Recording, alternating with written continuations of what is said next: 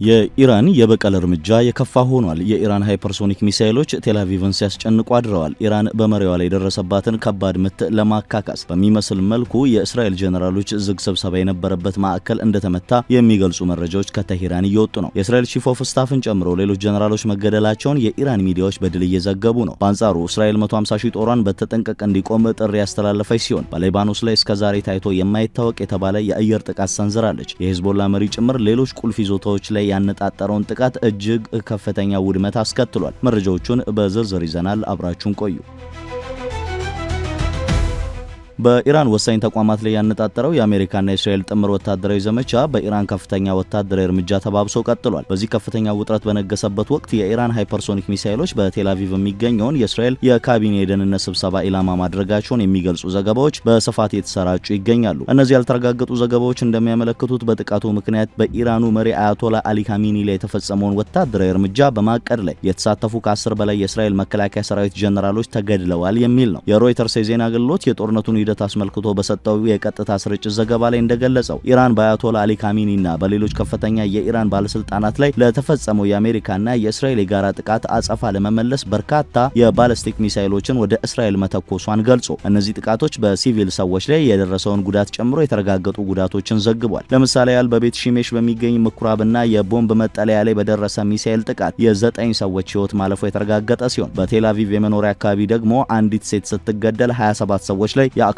ጉዳት ደርሷል። ይሁን እንጂ ከቴሄራን ከዋሽንግተን ወይም ከቴልአቪቭ የወጡ ይፋዊ መግለጫዎች የእስራኤል የካቢኔ ስብሰባ በተለየ መልኩ ኢላማ ተደርጓል የሚለውን መረጃ አያረጋግጡም። ይልቁንም የእስራኤል ጠቅላይ ሚኒስትር ጽህፈት ቤት ቤንጃሚን ኔታንያሁ ወታደራዊ ስራዎችን በመምራት ረገድ ተሳትፎ እያደረጉ መሆኑን አረጋግጧል። ኔታንያሁ በቴልአቪቭ በሚገኘው የእስራኤል መከላከያ ሰራዊት ዋና መስሪያ ቤት ጣሪያ ላይ ሆነው ለህዝብ ባደረጉት ንግግር በቴሄራን ላይ የሚሰነዘረውን ጥቃት አጠናክረው እንደሚቀጥሉ ዝተዋል። ኢራን ከድምጽ ፍጥነት በ5 እጥፍ በላይ መጓዝ የሚችሉ እንደ ፋታ ያሉ የሃይፐርሶኒክ ሚሳኤል ስርዓቶች እንዳሏት ይታወቃል። አልጀዚራ ጥቃቶቹን አስመልክቶ ባወጣው ዝርዝር ካርታ ላይ እንደገለጸው ኢራን 1500 ኪሎ ሜትር ርቀት ላይ ከሚገኙ የማስወንጨፊያ ጣቢያዎች ተነስተው በ12 ደቂቃ ውስጥ እስራኤል መድረስ የሚችሉ እንደ ጋድር ያሉ መካከለኛ ርቀት ተወንጫፊ ባለስቲክ ሚሳኤሎችን ተጠቅማለች። እነዚህ የጦር መሳሪያዎች የእስራኤልን እንደ አይረን ዶም እና ዴቪድ ስሊንግ ያሉ ዘመናዊ የመከላከያ ስርዓቶችን ፈትነዋል። ሲኤንኤን ያሰራጨው ተንቀሳቃሽ ምስል እንደሚያሳየው የእስራኤል መከላከያ ሰራዊት የሚሳኤል ጥቃቶቹን ለመከላከል በሚያደርገው ጥረት የቴልአቪቭ ሰማይ በፍንዳታ ሲበራ ይታያል። ሆኖም ጥቃቶቹ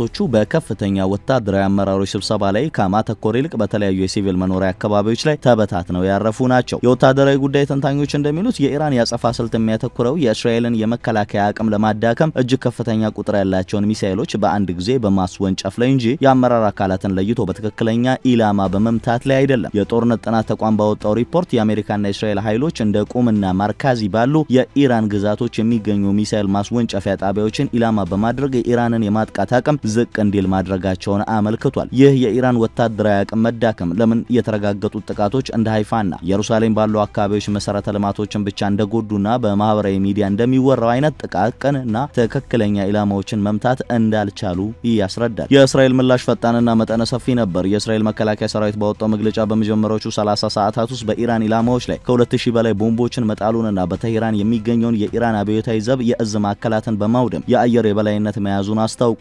ዘኒውዮርክ ታይምስ እንደዘገበው ደግሞ የኔታንያሁ መግለጫዎች ትኩረታቸው ወደ ኢራን መንግስት መረጋጋት ማጣት ያጋደለ ሲሆን የአያቶላ ካሚኒን ሞት ተከትሎ ኢራናውያን መንግስታቸውን እንዲገለብጡ ጥሪ አቅርበዋል። የኢራን ወታደራዊ አማራጮች አሁንም የተገደቡ ናቸው። ዘጋርዲያን ባደረገው ትንተና መሰረት ቴሄራን ለተመጣጣኝ ያልሆነ ጦርነት የምትጠቀምባቸው ድሮኖችና ሚሳኤሎች በአሜሪካና በእስራኤል ቅድመ ጥቃት ምክንያት ተዳክመዋል። በዚህ ግጭት እስካሁን 3 የአሜሪካ ወታደሮች የተገደሉ ሲሆን ዶናልድ ትራምፕም ለዚህ አጸፋዊ እርምጃ እንደሚወስዱ ቃል ገብተዋል። ጦርነቱ ወደ 3ኛ ቀኑ ሲገባ እስራኤል 150 ሺህ ተጠባባቂ ወታደሮችን በማሰለፍ ላይ ትገኛለች።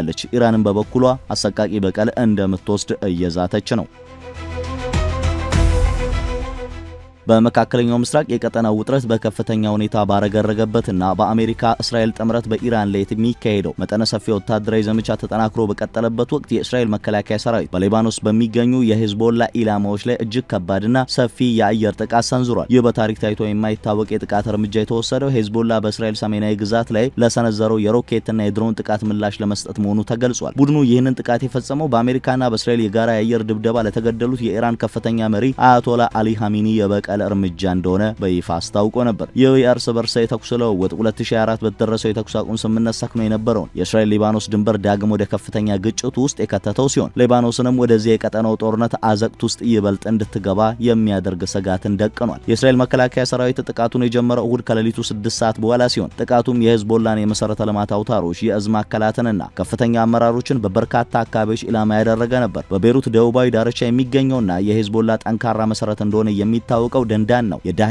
መንደር በከባድ ፍንዳታዎች ተናውጧል። የእስራኤል ወታደራዊ አመራሮች በቤሩት በሚገኙ ከፍተኛ የሂዝቦላ አባላትና በደቡባዊ ሊባኖስ በሚገኝ አንድ ዋና አሸባሪ ላይ ያነጣጠረ የአየር ድብደባ መፈጸማቸውን ቢያረጋግጡም የተገደሉትን ግለሰቦች ስም ግን በዝርዝር ከመግለጽ ተቆጥበዋል። በተጨማሪም በደቡብ ሊባኖስ መንደሮችና በምስራቃዊ ቤቃ ሸለቆ ሂዝቦላ ወታደራዊ ንብረቶቹን በሚያከማችባቸው ስፍራዎች ላይ ተከታታይ ጥቃቶች ተፈጽመዋል። ከሊባኖስ የሕክምና ምንጮች የወጡ መረጃዎች እንደሚያመለክቱት በቤሩት ብቻ ቢያንስ 10 ሰዎች ለህልፈት የተዳረጉ ሲሆን ቀጣይነት ያለው የቦምብ ድብደባ ከፍተኛ የእሳት ቃጠሎን፣ የህንጻዎች መደርመስንና የሰዎችን የጅምላ መፈናቀል አስከትሏል ተብሏል። የእስራኤል መከላከያ ሰራዊት በ50 የሚጠጉ የሊባኖስ መንደሮች ለሚኖሩ ነዋሪዎች የቅድመ ማስጠንቀቂያ በመስጠት ከጉዳት እንዲያመልጡ ወደ አዋሊ ወንዝ ሰሜናዊ አቅጣጫ እንዲሸሹ ማሳስቧል። በዚህ ምክንያት በመቶ ሺዎች የሚቆጠሩ ዜጎች ከመኖሪያ ቀያቸው የተፈናቀሉ ሲሆን ይህም ቀድሞውኑ በኢኮኖሚና በሰብአዊ ቀውስ ውስጥ ለምትገኘው ሊባኖስ ተጨማሪ ሸክም ሆኖባታል። ሂዝቦላ የመጀመሪያው ጥቃት በሃይፋ አቅራቢያ የሚገኝ ወታደራዊ ካምፕንና ሌሎች ሰሜናዊ የእስራኤል ከተሞችን ኢላማ ያደረገ ነበር። ይህም በመላው አካባቢ የጥቃት ማስጠንቀቂያ ደውሎች እንዲሰሙ አድርጓል። ቡድኑ ይህንን ጥቃት ለአያቶላ ኻሜኒ ሞት የተሰጠ ቀጥተኛ ምላሽ እንደሆነ የገለጸው ሲሆን በተደጋጋሚ ከሚፈጸመው የእስራኤል ወረራ ጎን ለጎን ከኢራን ጋር ያለውን አጋርነት ለማሳየት የታለመ መሆኑን ገልጿል። የእስራኤል ባለስልጣናት አብዛኞቹን ተወንጫፊ ሚሳኤሎች በአየር ላይ ማክሸፍ መቻላቸውንና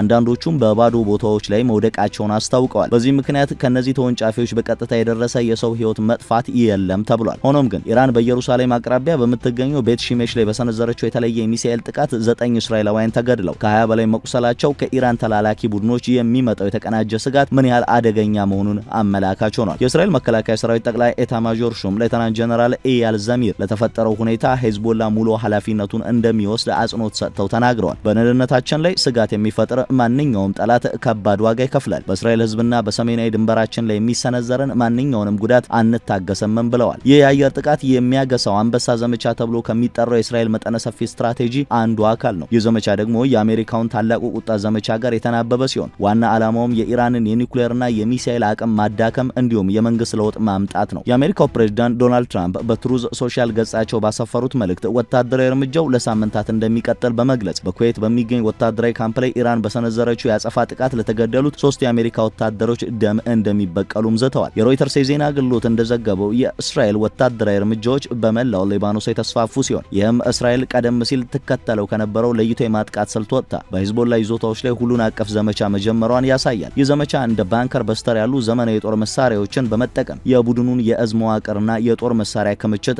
ለማውደምም ያለመ ነው። የሊባኖስ ጠቅላይ ሚኒስትር ናዋፍ ሰላም ሂዝቦላ የሚተኩሰውን ሮኬት ኃላፊነት የጎደለውና አጠራጣሪ ሲሉ በጽኑ ኮንነዋል። ይህ ድርጊት የሀገሪቱን ብሔራዊ ደህንነት አደጋ ላይ የሚጥልና ለእስራኤል ወረራ ሰበብ የሚሰጥ መሆኑንም አስገንዝበዋል። ጠቅላይ ሚኒስትሩ አገራቸው በጦርነቱ ይበልጥ እንዳትዘፈቅ አስፈላጊውን እርምጃ እንደሚወስዱ ቃል ገብተዋል። ይህም ሂዝቦላ በሊባኖስ ፖለቲካ ውስጥ ከፍተኛ ተጽዕኖ ቢኖረውም ለሀገራዊ ጥቅምና ለሊባኖስ ሕዝብ ደህንነት ቅድሚያ ከመስጠት ይልቅ ለኢራን ፍላጎት ቅድሚያ ይሰጣል የሚሉ የሀገር ውስጥ ትችቶች እየበረቱ መምጣታቸውን ያሳያል። ጥቃቶቹ ከኢራን ባለፈ ቀጠናዊ አንድምታዎችን ሊያስከትሉ የሚችሉ ናቸው። ከአያቶላ ኻሜኒ ሞት በኋላ የተቋቋመው የኢራን ጊዜያዊ አመራር ምክር ቤት እንደ ሂዝቦላ ባሉ ተላላኪ ቡድኖች አማካይነት ቀጣይነት ያለው የበቀል እርምጃዎች እንደሚወስድ ቃል ገብቷል። የኢራን የመንግስት መገናኛ ብዙሃን እንደዘገቡት በኢራን ውስጥ በሚናብ ከተማ የሚገኙ 150 የትምህርት ቤት ተማሪዎችን ጨምሮ ከ200 በላይ ኢራናውያን ተገለዋል። አልጀዚራ እንደዘገበው በህይወት ያሉ የኢራን መሪዎች ያለመሸነፍ መንፈስ እያሳዩ ሲሆን በአሜሪካና በእስራኤል ኢላማዎች ላይ የሚሰነዘረው የሚሳኤል ጥቃት ቀጥሏል። በቅርቡም አዲስ ከፍተኛ መሪ ሊመረጥ እንደሚችል ይጠበቃል። በፋርስ ባህረ ሰላጤ ላይ የኢራን ኃይሎች የነዳጅ ጫኝ መርከቦችንና